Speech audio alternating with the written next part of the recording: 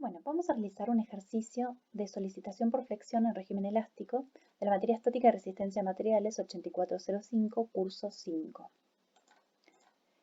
El enunciado consiste en que, dado una siguiente viga, se pide diagrama de características, identificar la o las secciones más solicitadas, en la sección más solicitada flexión, identificar las fibras más exigidas, calcular la tensión de trabajo máxima, dibujar los diagramas de tensiones parciales y resultante, verificar la condición de resistencia y hallar la ecuación del eje neutro y el ángulo que forma con el eje Y. Bueno, si observamos el esquema estático de la viga, es una viga simplemente apoyada que tiene una carga distribuida de 2 toneladas metros y su longitud es 4 metros. Observando su sección, esta está formada por dos perfiles UPN 200, se encuentran separados por una distancia de 100 milímetros y a su vez nos indican que la línea de fuerzas posee una cierta inclinación con respecto a la vertical. Nosotros escogimos trabajar con terna derecha y lo importante es que para obtener las características de estos tipos de perfiles tenemos que consultar la tabla de los fabricantes. Es decir, los fabricantes nos brindan tablas en donde están todas las características geométricas de los perfiles. Por eso buscamos el perfil UPN 200 y de allí obtuvimos las características geométricas como la altura, los espesores, el área, los momentos de inercia, la posición del baricentro, etc. Además, el enunciado nos decía que se trataba de un acero F24 y nos da el coeficiente de seguridad 1,6. Se plantean las ecuaciones de equilibrio y calculamos las reacciones de vínculo que son igual a 4 toneladas en cada uno. Si bien el ejercicio nos pedía hacer el diagrama de características, lo que implicaría hacer el diagrama de normal, corte y momento, nosotros únicamente mostramos el de momento e indicamos la sección más solicitada flexión, que es justamente la indicada en celeste. Allí el momento, que es el momento máximo, calculado como QL cuadrado sobre 8, es igual a 4 toneladas metro. Lo interesante de este ejercicio, y el motivo por el cual quisimos hacerlo, es que este ejercicio no es de flexión pura. ¿Por qué? Porque el plano de fuerzas que nosotros indicamos en color azul no coincide con el eje de simetría de la sección o con el eje principal de inercia, sino que la situación que tenemos, debido a que la línea de fuerza se encuentra inclinada con respecto a la vertical con un ángulo de 30, es que el plano de fuerzas no coincide con el eje de simetría o con un eje principal de inercia. Esto lo podríamos pensar como que la carga Q, que está contenida por el plano de fuerza, lo descomponemos en las dos direcciones de los ejes que escogimos. Por ejemplo, en Z y en Y. Y observamos que cada una de estas cargas distribuidas nos generarían un momento. Entonces, analizando los momentos máximos generados por esas cargas distribuidas, nosotros podríamos realizar el ejercicio en una forma más sencilla. Entonces, justamente nuestro momento total de 4 toneladas metro lo descomponemos en dos direcciones. Dado que conocemos el ángulo de la línea de fuerza con respecto a la vertical, obtenemos que el momento en Z es de 2 toneladas metro, negativo, y el momento en Y es de 3,46 toneladas metro, positivo. Bien, si analizamos la geometría de la sección, debemos calcular los momentos de inercia de la sección conformada. Ahora bien, los valores que nosotros obtuvimos de los momentos de inercia del perfil que nos brindaron los fabricantes en las tablas de perfiles son los momentos de inercia baricéntricos, es decir, están considerando la posición de baricentro aquí. Pero nosotros, ahora que tenemos una sección conformada, observamos que el baricentro se encuentra en la intersección de los ejes de simetría, es decir, acá. Obviamente tenemos que considerar este desplazamiento realizando Steiner para calcular el momento de inercia total en Z.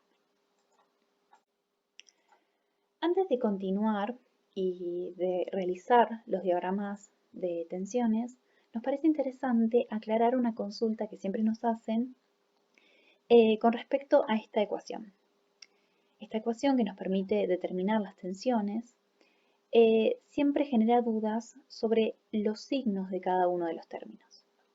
Entonces les queríamos mostrar una forma sencilla de determinar cuándo un término es positivo y cuándo es negativo.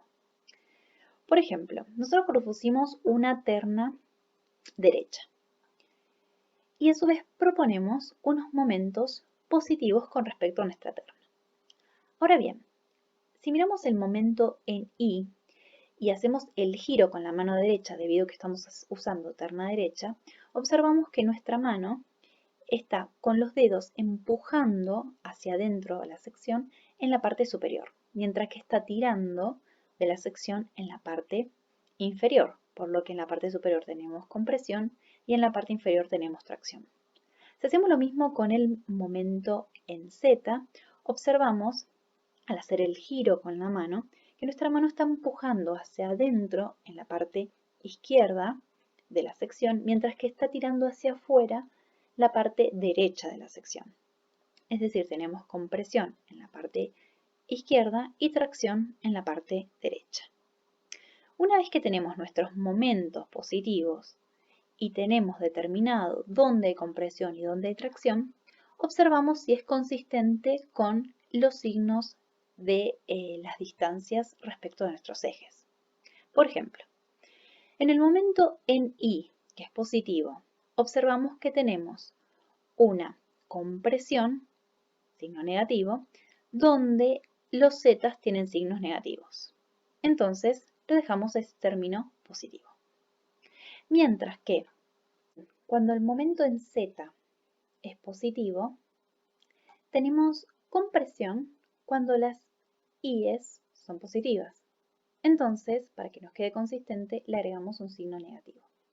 De esta forma, ahora, siempre que usemos esta ecuación, lo único que tenemos que hacer es respetar los signos de los momentos y de los brazos de palanca con respecto a la terna que nosotros seleccionamos.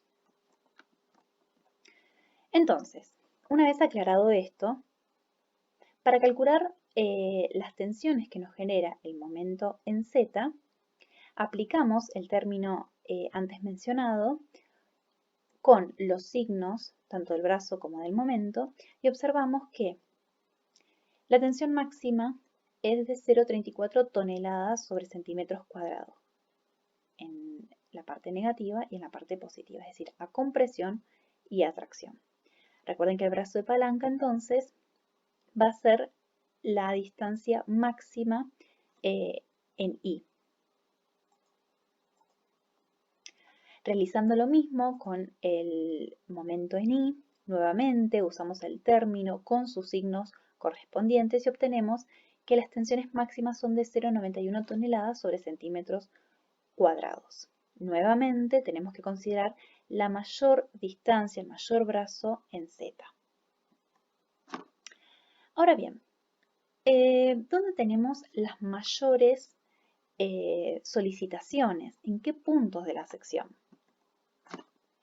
Bueno, podemos observar que en los extremos, justamente porque tenemos mayor compresión debido a ambos momentos en esta esquina y tenemos una mayor tracción debido a ambos momentos en esta otra esquina, dándonos entonces una tensión total de 1,25 toneladas sobre centímetros cuadrados, tanto a compresión como a tracción. Ahora bien, ¿cómo pudimos hacer este dibujo? Bueno, necesitamos del eje neutro. Bueno, ¿qué es el eje neutro? El eje neutro es una recta donde las tensiones son nulas. También podemos buscar el plano neutro, en donde sería el plano donde las tensiones son nulas, ¿sí? Donde las fibras no se encuentran tensionadas. La forma de calcular el eje neutro es justamente con la ecuación antes explicada igualada a cero, justamente porque las tensiones son nulas. Dado que es una recta, tanto z como y van a ser variables, por lo que solo se tiene que reemplazar el valor de los momentos flexores y del momento de inercia, de los momentos de inercia, y se despeja una de las variables. En nuestro caso decidimos despejar y nos queda justamente una ecuación de una recta. Luego por trigonometría podemos obtener el ángulo de la pendiente del eje neutro. Bueno, justamente el eje neutro nos permitió, el eje neutro que es la recta que se encuentra aquí dibujada en negro, en donde la tensión es nula, nos permite dibujar el diagrama de tensiones totales. Lo último que nos faltaba para completar este ejercicio era verificar la resistencia. El ejercicio nos decía que se trataba de una 0F24. Ese dato implica que la tensión de fluencia es de 24 kN sobre centímetros cuadrados, ¿sí?